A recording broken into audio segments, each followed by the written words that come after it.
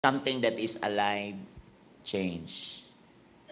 Amen? Something that change, grow. Something that change, grow. Something that alive, that is alive. Lahat ng bagay na may buhay, lumalago. At lahat ng lumalago ay lumalawak, tumataas. Kaya kailangan maintindihan natin na ang enlargement requires change in mind, change in heart, change in your thinking, change in your speaking, the way you talk. Ang ating mga ginagawa, sinasabi. Kaya kung makikita mo ang enlargement, wala pong enlargement na masasabi kung walang magbabago. Kung walang pagbabago, wala pong enlargement na masasabi kung walang paglago. Wala pong paglaki na sinasabi kung hindi kabuhay. Now, mga kapatid, binuhay tayo ng Panginoon. Church, binubuhay tayo ng Panginoon kasi siya ay buhay. Ang sabi ng Romans 8:11 na, if the Spirit of Him dwells in you, that Spirit will promote you, or that Spirit will make you alive, and is a force of God to give you life, to give you the power, the ability to do, the force to obey God. God will give you that force to obey. God will give you the ability, the understanding, the wisdom, the knowledge, if the Spirit of Him dwells in you. That Spirit that raised Jesus from the dead is the same Spirit. Ito yung parehong Espiritu na bubuhay sa iyo, magpapalawak sa iyo, magpapalalim sa iyo. But the question is, are you ready? Because Isaiah 43 verse 18 to 19, do not remember the former things. Do not remember the former things, no, consider the things of old. Ito ang sinasabi niya, ilibing mo na sa limot. At huwag mo nang alalahanin pa ang mga nangyari noong unang panahon. Huwag ka nang matenga. Panahon na, sabi niya. Masdan mo, sabi niya. Masdan mo, ako'y gagawa ng isang bagong bagay. Sinong naniniwala na may gagawing bagong bagay ang Diyos sa iyo? Sinong naniniwala na ikaw, ready ka ba doon sa pagbabago? Ready ka ba na wag maiwanan ang dati mong pinanggalingan? Ang tawag niya na ay ang iyong kinagawian, ang iyong kinasanayan. Kaya yung salitang former things, the past, the successes and achievement or failures and offenses. Kaya mo bang iwanan lahat yan? Yan ang mga former things. Yan ang mga former things. Kaya nga, behold, I will do a new thing. Now it shall spring forth. Ito ay talagang possible na sa iyong buhay. Shall you not know it? Di mo ba ito haalamin? Di mo ba ito pupursigihin? Di mo ba ito hahabulin? Kaya nga sabi ni David sa Psalms 119:32 nung nakaraan, di ba? You shall enlarge my heart. You shall enlarge my heart. Ang puso ko ay iyong talagang palalawakin. Hindi lang change. Maraming nagbago pero hindi po lumawak. Marami pong nagbago, hindi po siya lumalim. Marami pong nagbago, hindi siya tumaas. Kumbaga, sa sasakyan pa, naka-neutral ang buhay. Naka-under nga ang sasakyan, pero ang iyong sasakyan ay hindi tumatakbo. Bagong change oil, pero ano magagawa ng change oil? Di mo naman napapatakbo ang iyong sasakyan. Kaya may kita mo, ang buhay man din, kailangan sinasabi ng salita ng Panginoon, behold, I will do new thing. May bagong bagay na gusto niyang ipakita sa iyo. New thing. Now, it shall spring forth. Now, sabi mo now. Ngayon na. Ngayon, sabi niya, ito'y nagaganap na. Hindi mo ba makita? Hindi mo ba makita? Pag sinabing hindi mo ba makita, ano bang lambong ng paningin mo na nag-aalis sa liwanag ng salita ng Diyos? Ano bang lumalambong sa paningin mo, ba't hindi mo makita-kita? Ano bang ng lambong ng kadiliman na nagtatakip sa paningin mo, pananaw mo sa buhay. Ano ba yang mga pananaw na yan? Ano ba yang mga katuwiran na yan? Ano ba yung mga excuses na yan? Ang dami nating mga dahilan sa buhay. At katuwiran natin, maganda naman, pero ang katuwiran natin, minsan lambong na rin ang kadiliman para di mo makita ang liwanag ng mabuting balita. Minsan atin na lang inaayunan ang mga tao sa paligid natin kahit mali, lalo na ang mga anak natin. Kahit mga anak natin, may mga katuwiran sila, pero alam mong mali, o sige, okay na kahit hindi okay. Hello? Nasaan ang consistency ng katotohanan sa iyong sarili? Kahit hindi ka magsalita, pero kung consistent ka tuwing umaga, lagi mong binibitawan ang mga salita ng Diyos para diligan mo ang iyong mga anak na matigas ang ulo, ayaw sumunod sa iyo. Pero minsan, inaayunan mo na lang, naka-neutral ka, di ka makausad-usad, di mo masabi, bakit ito, hindi mo ba ito makita?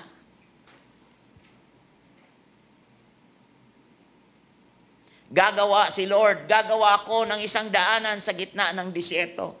Disyerto pa yan, dadaanan mo. Kahit daanan mo ay disyerto, may gagawin siyang daanan sa iyo. Amen po ba? May disyerto man sa buhay mo, itong wilderness na to, hindi ito ang iyong katapusan. Ang wilderness ay preparation yan ng Diyos sa iyo. Preparation for enlargement. Maaring marami kang problema sa negosyo, marami kang problema. Baka naman hindi spiritual ang problema, management ang problema. Baka kapos ka lang ng pamamahala, kapos ka lang ng diskarte, kapos ka lang ng kaalaman, di mo ba yan makita? Kailangan natin itong makita, mapalawak ang ating pananaw. Kailangan natin itong makita, mapalawak ang ating pananaw. Amen po ba? Kaya yung salitang former things, the past, ito ay mga past, mga nakaraan, mga nakaraang mga tagumpay, nakaraang mga na-achieve natin sa pamamagitan ng ating lakas. Mga na-achieve natin, ano pa ang new thing? The manner of life that is worthy of the Lord. Manner of life, yung iyong ginagawa, manner mo. Mga kilos mo, ano ba yung iyong madalas na ginagawa na minsan ugali na lang natin? Ugali natin. Kaya ang Diyos gusto niyang magbago ang manner ng buhay mo. Yung paggising mo sa umaga, ano ang manner mo? 'Di ba sabi ng Lamentation, ito'y laging sariwa. Pero kagigising mo lang ng umaga, naninisi ka na sa asawa mo. Ano ba yan? Kagigising lang. Mami, magkape mo naman na tayo. Buti na lang may kape pa na napapag-usapan. Ano ang new thing? Manner of life. Ano ang new thing? Fresh passion. Ano ang new thing? Ay fresh revelation. Ano ang new thing? Enlargement. Pabago ng pabago, pabago ng pabago, pabago ng pabago, enlargement. Palawak ng palawak, enlargement. Kailangan mong banatin. Mayroon pa nga dapat dyan. Stretching. Di ba? Kumbaga, ang new thing, sabi ng isang pangyayari sa Bible, sa panahon ng Panginoong Hesus sa Mark chapter 4, verse 35 to 41. Sabi niya, on the same day, when evening had come, He said to them, let us cross over to the other side. Now, when they had left the multitude, they took him along in the boat, and as he was, and other little boats were also with him, and a great windstorm arose, and the waves beat into the boat, so that it was already filling. Halos mapuno na. Hinampas ng malaking alon at ito'y halos mapuno na ng tubig. Si Jesus ay natutulog noon sa may hulihan ng bangka, nakahilig sa isang unan. Ginising siya ng mga alagad at sinabi, Guro, hallelujah, baliwala ba sa inyo kung mapahamak kami? Natindi po, entitled pang parang si Lord ang hello? Okay ba? Sabi ng verse 39, sabi niya, He arose habang naglalayag, inabot sila ng malakas na bagyo, kaya't ang bangkang sinasakyan nila ay hinampas ng malaking alon at ito'y halos mapuno na ng tubig. 39, at si Jesus, bumangon si Jesus at sinaway ang hangin. Tigil at sinabi sa lawa, tumahimik ka. Tumigil nga ang hangin at tumahimik ang lawa. Anong area sa buhay mong hindi mo mapatahimik? Asawa mo? Hallelujah. Masakit tumawa. Hallelujah. Oh, glory to God. Amen. Ano bang? Glory to God. Ngiti lang yon. So, enlargement is all about crossing over. Enlargement. Ano ba ang enlargement? It's all about paano ka mag-cross over. Enlargement, paano pa mapalawak ang sarili mo, is all about catching the fresh enlargement. Kailangan makatch mo to sa iyong panahon. Makatch mo, masalo mo. Hindi mo ba to nakita? Sabi ng Isaiah kanina, hindi mo ba ito makita? Ay kailangan mo tong makita. Kailangan mong mayroong kang tatawiran. Kailangan mong mayroong kang pupuntahan. Kailangan mayroong kang tatawiran, tumawid ka. Kailangan mong from your usual, sa iyong madalas na ginagawa, yung ginagawa mo na yan, yung iyong kinasanayan, kailangan mong baguhin kasi yung mga kinasanayan mo 10 years ago, kinasanayan mo 5 years ago, yung kinasanayan mo, alam mo ngayon na walang bungang maganda. Yung iyong desisyon noon, alam mong walang bungang maganda. Alam mong walang nangyari na maganda. Meron mang konti, pero hindi pa rin tayo hindi pa tayo nakakalayo. Hindi tayo nakakalawak. Hindi po nagpapalalim ng pangunawa natin. So, kailangan natin mag-cross over to the other side. Kailangan natin tumawid sa kabilang dako. Kailangan natin mag-cross over. And the word cross over means leave your comfort zone.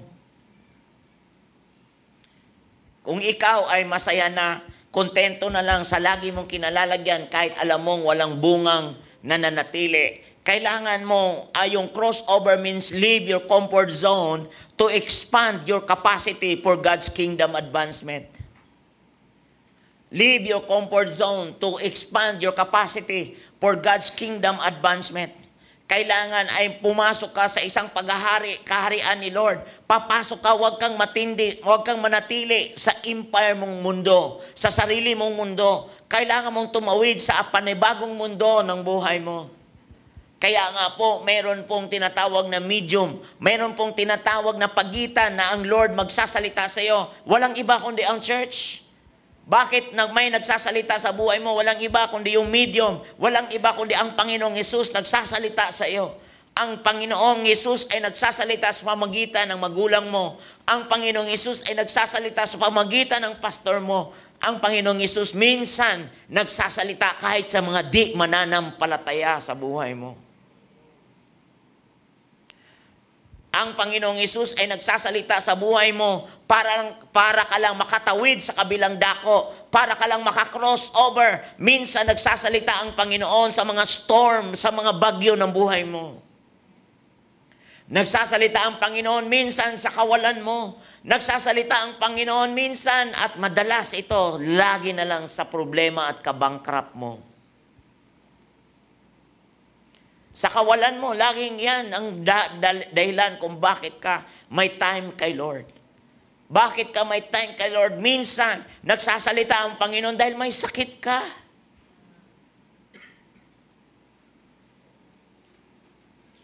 Minsan, nagsasalita ang Panginoon dahil wala kang pera ngayon. Buti na lang, wala kang pera. Nakausap ka tuloy ni Lord.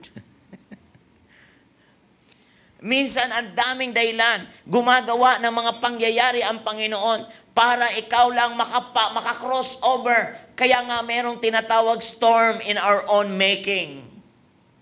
Storm in our own making. Meron ding natural storm in our, through natural storm. Meron ding isang storm, bagyo, binabagyo ka ng presensya ni Lord. Na minsan kahit, alam mo, pag binagyo ka ng presensya ni Lord, ito yung mga bagyo ng pagpapala, abot-abot na pagpapala, mukhang bagyo. Parang bagyo, no? Parang bagyo, abot-abot, di pa naubos yung isa, may bagyo na, no? Ay may abot-abot na naman na pagpapala sa buhay mo. Minsan ito ang mga storms na, una, storm in our own making. Tayo ang gumagawa ng sarili nating problema. Tayong gumagawa ng sarili nating wilderness. Storm in our own making. Fire in our own making.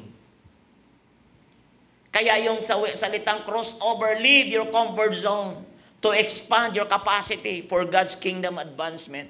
Para ang paghahari ni Lord ang siyang iyong mapag-usapan. Kaya kanina yung baptism, wow, congratulations po sa inyo. Congratulations po talaga. Alam mo ba, ang baptism is an expression of your obedience. Baptism is for expression of your faith. Hindi ka maliligtas sa baptism. Ang baptism ay expression na lang ng ikaw ay maniwala. Kaya nga ang baptism ay paniniwala, hindi po para ka maligtas. Ikaw ay ligtas na. Iniligtas ka na ng Panginoong Hesus nung ikaw ay tumanggap sa Kanya. At bilang pagpapatunay na ikaw ay naligtas at iniligtas, kailangan mong sumunod all the way.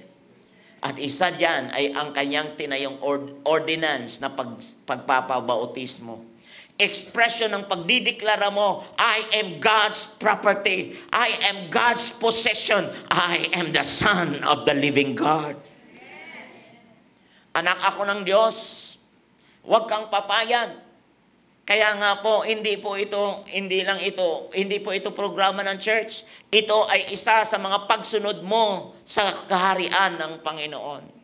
Ang baptism ay ilubog ka, ilibing kang kasama ni Kristo. Nang inilibing si Kristo, inilibing kang kasama doon. At nang inilibing kang kasama noon, at nung siya'y muling nabuhay, ay nabuhay ka rin kaisa ng Panginoong Hesus.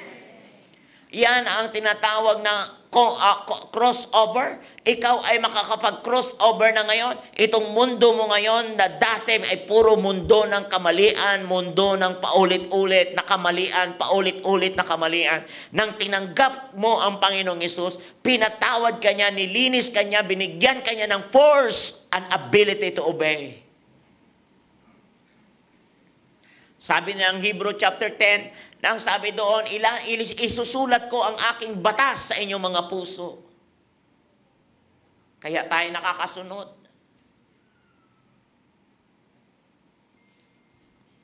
Diba? Kaya itong crossover na ito is leaving your comfort zone. Ano ang comfort zone? Is a place you say, a place, ang isang lugar na sinabi mo sa iyong sarili na no to growth, na no to enlargement. Kasi komportable ka na, ayaw mo na ng pagbabago. Okay naman na ako. Hey, ang buhay ay palago, hindi palugo. Huwag kang matenga sa kinasanayan mo ngayon. Dahil bukas, pag hindi ka nag-adapt ng pag-angat ng panahon, di ka nag-adapt sa progress ng paligid, ikaw ay mapag-iwanan. Alam niyo po ba ang salitang backslide? Hindi yung umatras ka. Ang salitang backslider, hindi yung umatras ka. Ang backslider ay tumigil ka lang. Pagtigil mo, hindi mo namamalayan ang mundo ay pasulong. Pero di mo namamalayan dahil ang mundo ay pasulong. 2:23 na ngayon. 2023 na ngayon, kung ang mindset mo ay 2020 pa lang, huli ka na. Di mo alam na ikaw ay paatras.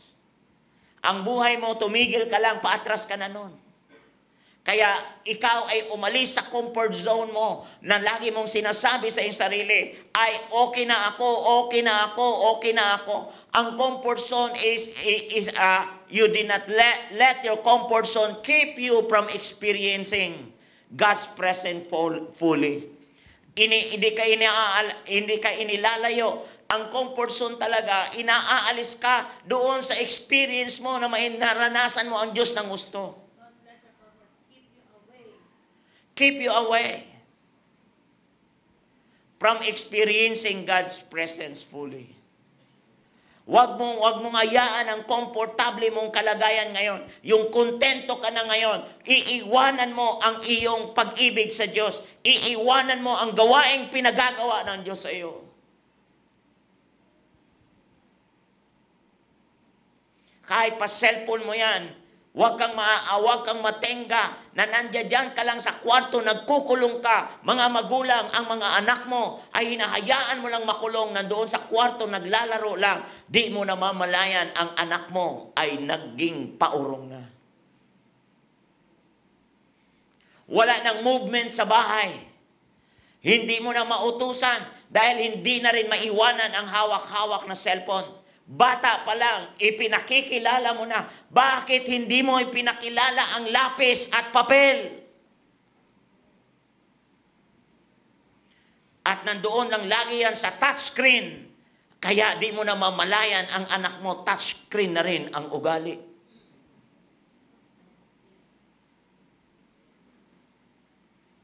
Sensitive na ang mga anak. Dadaan ka lang sa iyak, talaga namang, ito ng cellphone, tumahimik ka lang.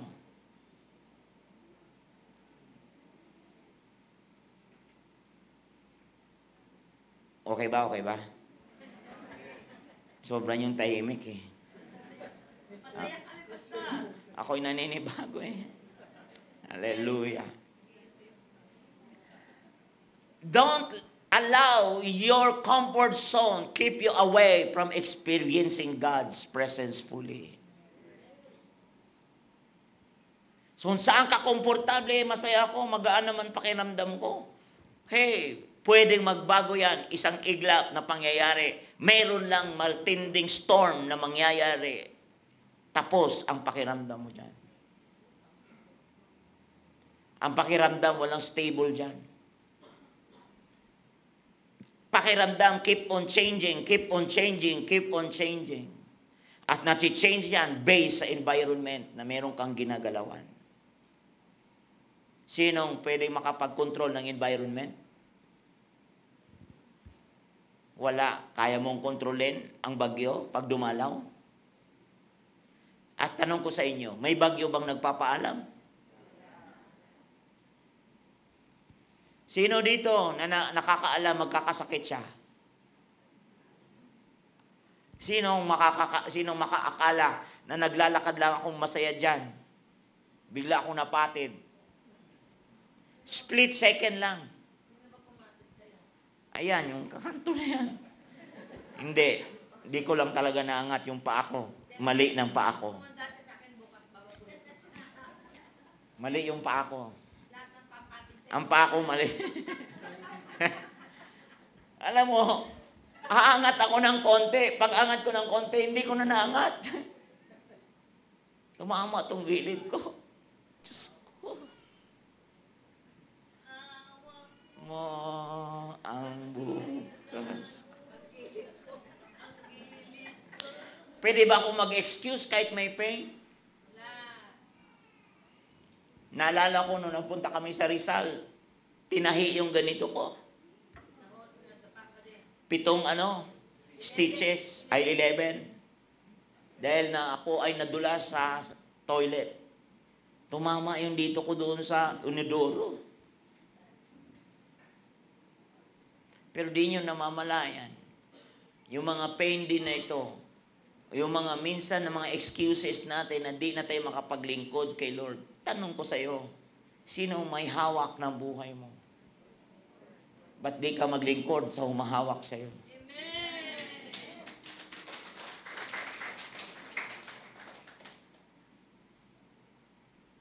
Alam mo, minsan, gusto natin si Lord ang ating pasunurin. Di mo namamalayan. Nagpipray ka, parang empleyado mo si Lord. Lord, gawin mo to ha.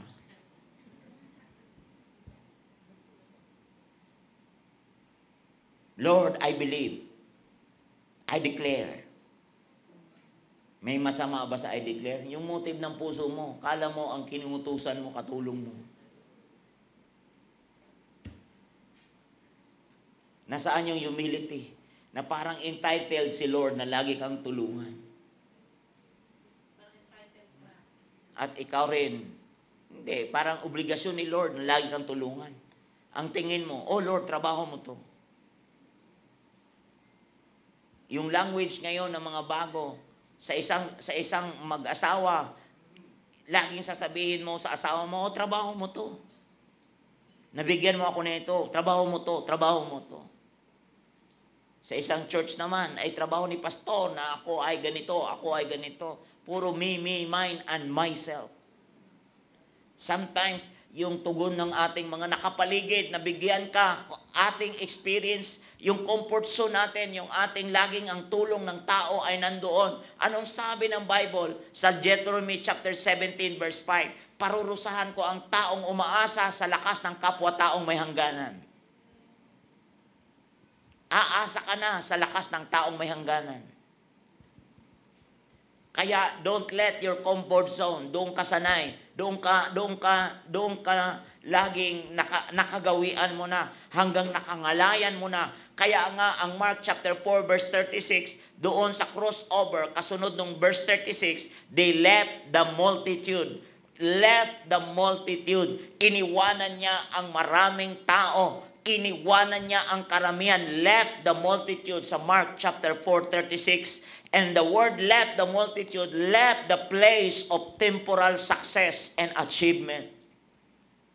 Left the comfort of the crowd to pursue Father's primary goal.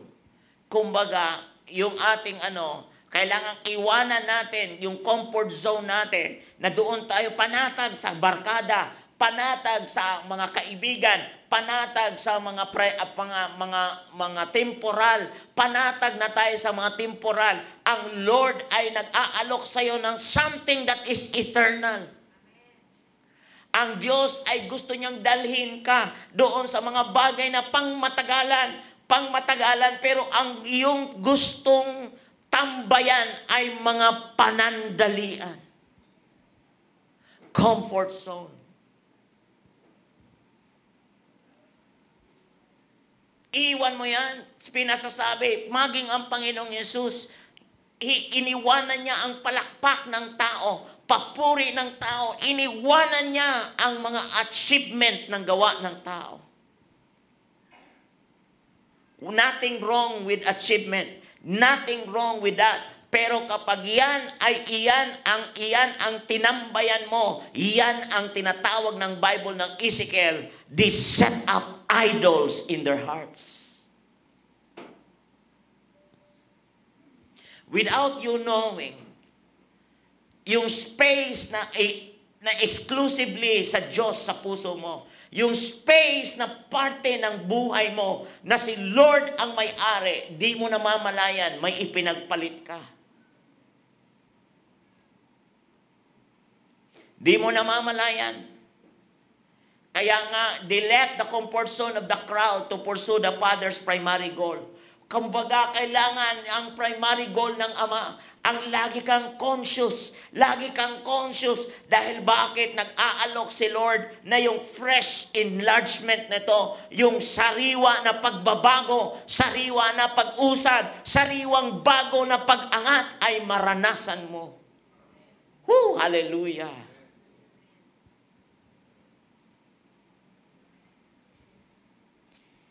Kanina naiipit yung aking paghinga. Parang may umiipit na ganyan pag huminga ako, ngayon biglang nawala.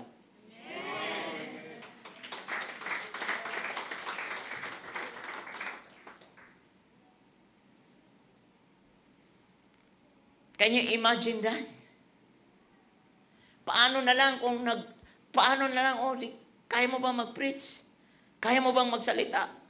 Kaya mo ba? Pero habang di nila alam na ang aking hininga kinakapos, pwede ba ako mga tuwiran?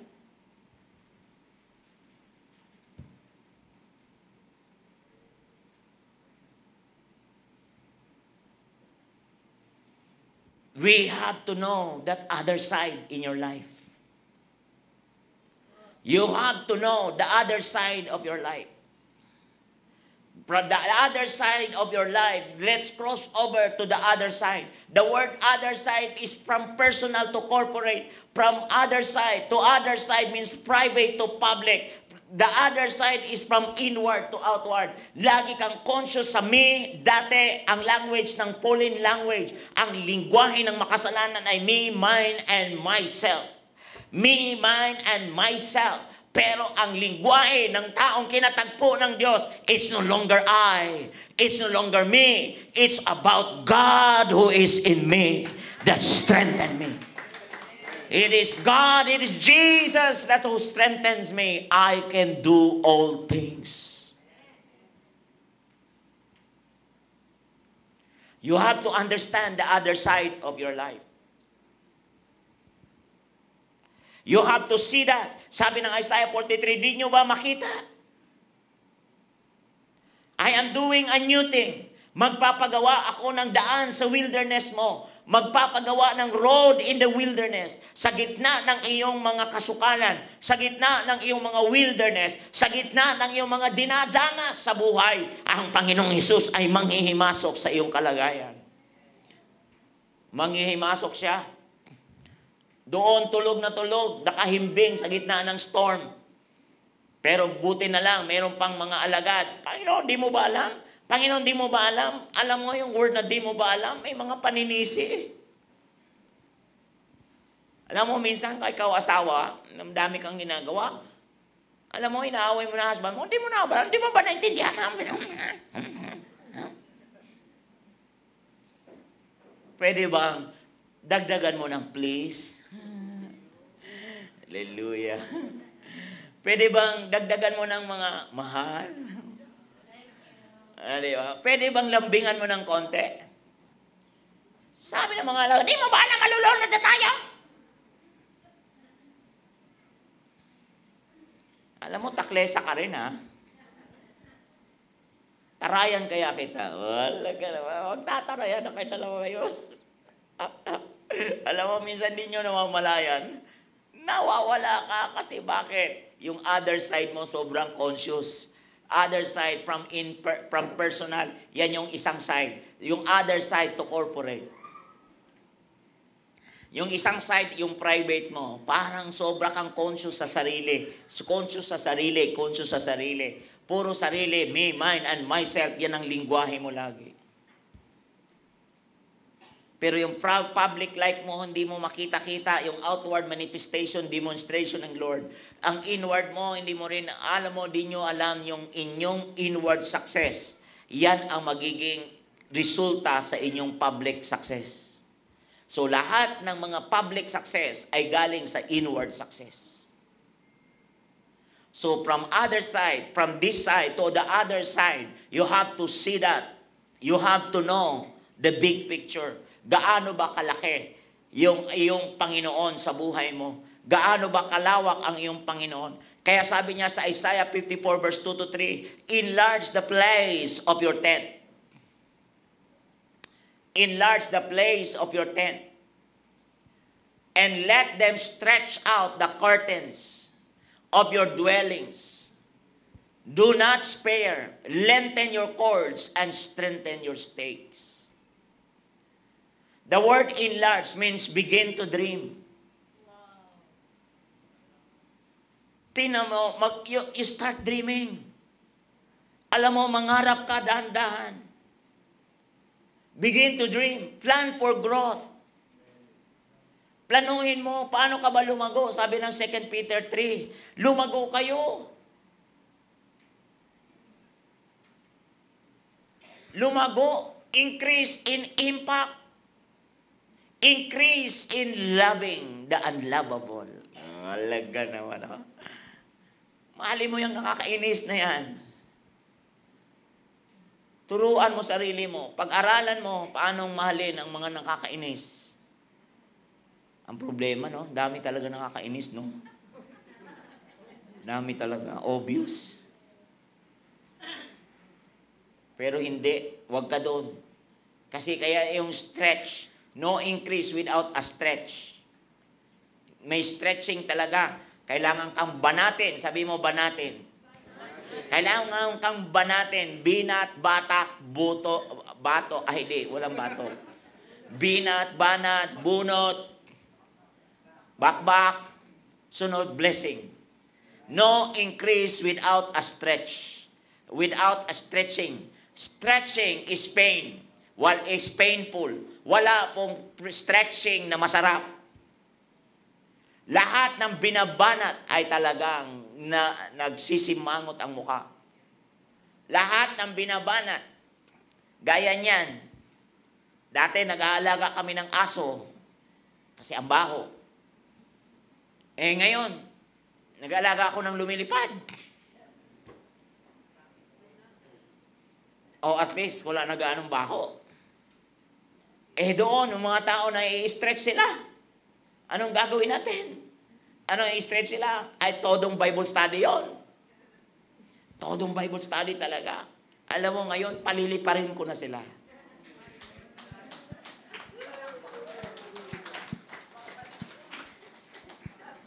Paliliparin ko sila. Eksakto na ang edad nila. Okay? Kailangan paliparin na sila. Eksakto na ang edad nila. Painful ang stretching. At andoon ay yung formative stage nila, yung kanilang mga ugali, formative stage noon, ang kanilang ganitong kinasanayan, ganito, ang sabi ko, ganito ang gawin natin, ganito ang gawin, without them knowing, nadidevelop ang character. Without them knowing, nadidevelop ang kanilang attitude. Without them knowing, nadidevelop ang kanilang thinking. Without them knowing, na i-stretch nila ang kanilang sarili. Ngayon, dati ay hindi mo magawa yan sapagkat ang isip nila nagra-rationalize. Tingnan nyo po, stretching is painful. Miracle comes in the stretching as you reach out beyond your limit. Alam mo ba yung stretching, yung umabot ka na sa limit mo, babatakin ka pa rin? Madali ba yan? Kaya yung salitang do not spare means huwag mong i-withhold ang kilos ng Diyos. Huwag mong hadlangan ang kilos ng Panginoon. Kaya number 2, be ready for stretching. Are you ready for stretching? Next Sunday na raw ang stretching. Hallelujah. Wala na nadalo kasi stretching eh. Pero kidding aside, alam mo, ang malalim na stretching, si Jesus, in-stretch niya ang kanyang kamay sa cross. In-stretch niya ang kanyang kamay sa cross. At sa kapag stretch niya doon sa kamay sa cross, pinako siya. At nang pinako niya ang pinako siya doon sa cross sa Calvary, doon nagbubo siya ng dugo na ang sino mang manalig sa dugo ng Panginoong Hesus ay lilinisin sa lahat ng uri ng kasalanan para mabago ang pananaw, mabago ang buhay. At ang Panginoon, in-stretch niya ang kanyang sarili para alisin sa atin ang ating kamalian, ang ating karumihan at kasalanan. At sabi ng Panginoon, ang sino mang manalig sa akin ay lilinisin ko. Mananalig sa dugo ko ay lilinisin ko sila na para bagang hindi sila nagkasala. Kaya yung sinabi ng Romans chapter 5 at Galatians chapter 5, tayo ay pinalaya ng Panginoon dahil sa ating malayang pagsunod. Kaya ngayong umaga tayo po tumayo. Ayaw ko na mawalay pa piling mo, pagkat sa piling mo, ibig mo,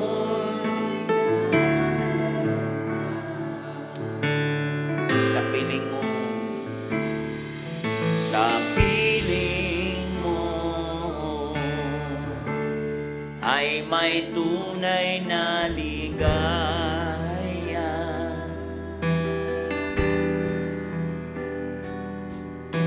Sa piling mo, galak sa puso ay nadarama. Sa piling mo, sa piling mo, ay may tunay na ligaya.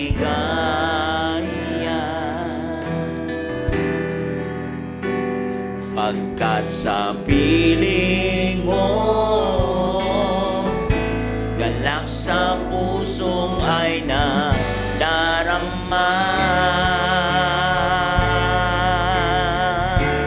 Ayaw ko na, amen,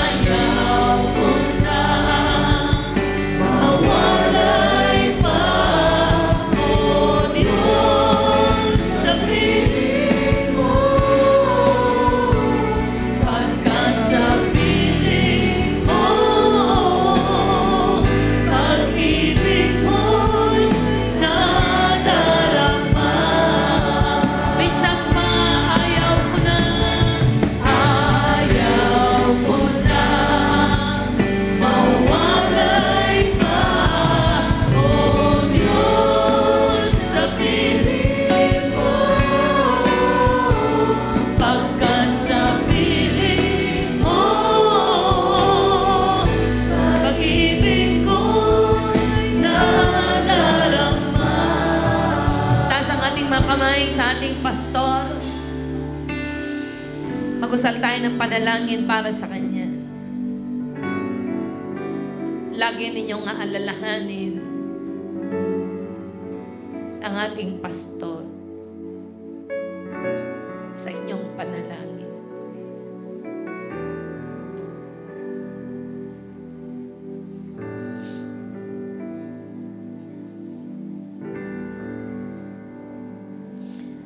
Lord, marami na siyang nasurpass sa buhay.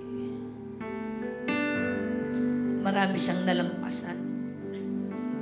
Dahil sa piling mo, may kalakasan, may buhay, may kagalingan. Kami dumadalangin. Mag-stop ang deterioration sa kanyang katawan. Mag-stop ang mga pangihinang iyan sa ngalan ni Jesus. Palakasin mo ang kanyang balakang. Palakasin mo ang kanyang mga basic. Palakasin mo ang kanyang mga paa. Palakasin mo ang kanyang buong katawan. Kung paanong malakas na malakas ang kanyang isip, lalo mo siyang magagamit.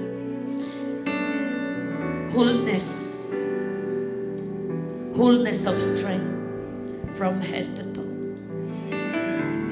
Salamat, Panginoon. Itinayo mo siya para sa amin.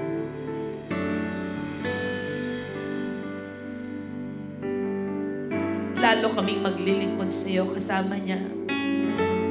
Lalo kaming magpapasalamat sa iyo. Sa harapan namin, may sakit walang may kapansanan.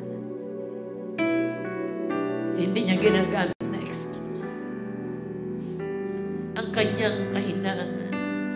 Nang dahil dito, nagbigay sa amin ito ng motivation. Nagbigay ito sa amin ng encouragement. Nagbigay sa amin ng inspirasyon. Pinalalakas niya kami. Palakasin siyang lalo. Palakasin mo siyang lalo. Lalong madi-display ang iyong kapangyarihan sa kanyang kahinaan. Pisikal, sa tingin ng mundo mahina siya. Pero the joy of the Lord is His strength. Kagalakan mo, kalakasan niya. Kagalakan mo, kalakasan niya. At matuto kami sa ganitong pananampalataya. Magalak ka sa ginagawa namin, lalakas kami. Magalak ka sa ginagawa namin, lalakas kami. The joy of the Lord is my strength. Ideklara mo, the joy of the Lord is my strength. The joy of the Lord is my strength. Hallelujah, hallelujah, hallelujah. Orio kondolorobo, sorio kondolorobo. Palakasin kayo ng Diyos Ama, Anak at Espiritu Santo. Humayo kayo malakas. Humayo kayong matatag. Humayo kayong answered prayer. Humayo kayo ipahayag si Jesus. Nagbabago ng buhay. Nagliligtas. Humayo kayo mga anak sa Panginoon. Magdala kayo ng bagong buhay sa linggo. Magpalakas kayo. Magbuo kayo. Salamat sa kape at pandasal. Sa lahat ng mga manggagawang araw-araw ay nandito. Salamat sa anointing mo sa iyong mga anak. Empower your people. Salamat sa worship team. Salamat, Lord, sa multimedia. Salamat sa ushering, sa marshals. Salamat sa lahat ng mga pastors. Salamat sa children's church. Salamat sa youth, young adult, sa parents ministry. Salamat sa mga kababata group in the name of Jesus. Oh, hallelujah. Salamat sa mga bagong nabaptized. Salamat sa mga bagong pumasok dito sa church. Bagong pamilya. Oh, hallelujah. Salamat, Lord, sa mga pagtuturo. Salamat sa gawain sa Luna Isabela. Pagpalain mo si Pastor Dong. Salamat, Lord, ng maraming sa gagawin mo sa buhay namin. Oh, hallelujah, hallelujah. At maging sa gawain dito sa church sa September 9. Hindi kami mapapagod. Dahil sa piling mo, ayaw na naming mawalay pa. One more time, let's sing that song. Ayaw ko nang mawalay pa. Ayaw ko na mawalay pa. O Diyos, sa piling ko. Pagkat sa piling mo, pag-ibig mo'y nadarama. Ayaw ko na. Ayaw ko na mawalay pa. O Diyos, sa piling mo. Pagkat sa piling mo, pag-ibig mo. Amen. Hallelujah. Tinatawag ko si Noah K. Pestolante, Lyra May Lauron, Nicole Yvette Cao, James Uy. Dito po kayo sa harap. Ayan, ito po ang inyong Certificate of Baptism.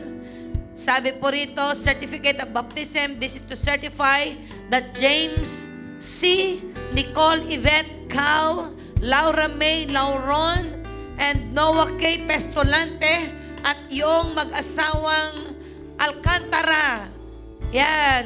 Ngayong araw na ito, They were baptized in the name of the Father and of the Son and of the Holy Spirit.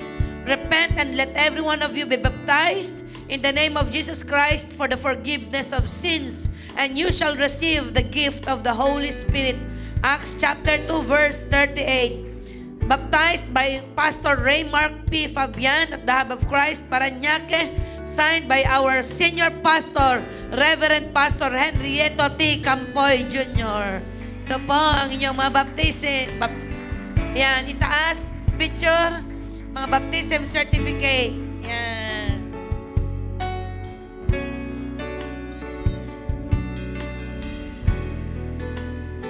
Thank you po. Congratulations! Welcome to the family of Christ. Amen. Congratulations. Yan, mag-bless kayo kay Pastor. God bless you po. At aawit tayo ng Happy Birthday! Awitan naman natin ang Happy Birthday! 65 na! Si Ate Rosemary Social! Happy birthday, happy birthday, happy birthday to you. Happy birthday! Kuya Body, nasaan ang iyong darling? Happy birthday, Ang iyong mga anak. Alik kayo dito. Happy birthday! happy birthday, happy birthday to you. Nasaan yung may birthday? Happy birthday To you. Ayun! Happy birthday to you. Happy birthday! Happy birthday, happy birthday, happy birthday to you. Panalangin natin si Ate Rose. Taas ang ating mga kamay. Hindi mukhang 65. Oh, yung boyfriend niya, hindi din mukhang 65. Saan ang inyong mga anak? Yun, ganda naman ng cake. Wow! Parang sarap kainin niya, Pastor Walter. Lalo yung, anong gusto mo, black o gold? Tindi niya na. Yan, saan si Luna?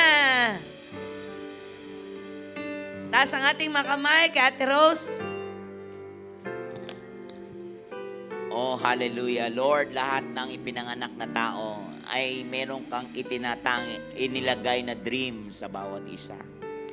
Lord, nang ipinanganak si Sister Rose Socias, Lord, ipinanganak ngayon ang dream at ang dream niya ay ang kanyang mga anak at mga apo. Kaya Lord, siya ang naging contact point para i-display ang kaharian mo sa kanyang mga anak at sa kanyang mga darating pang maraming apo. Salamat, Lord, sa kalakasan niya na magpo-flourish siya in all aspect. In Jesus' name, Amen. Happy birthday to you.